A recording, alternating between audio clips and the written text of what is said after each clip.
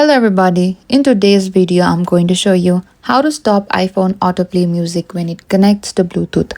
If your iPhone starts playing music automatically even time it connects to your car, headphones or another Bluetooth device, there is not single setting in iOS to disable autoplay.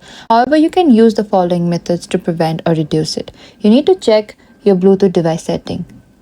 In the top right corner of the screen, simply slide down and go to your Bluetooth and simply select this Bluetooth and go to this Bluetooth setting and simply toggle off this Bluetooth icon and choose disconnect if you do not want to use it, or you can also forget this device if you no longer want your iPhone to connect automatically.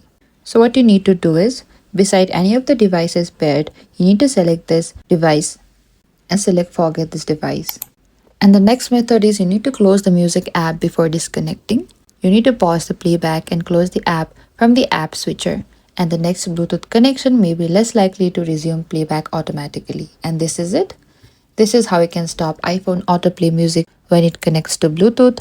Thank you for watching this video. I hope this video was helpful.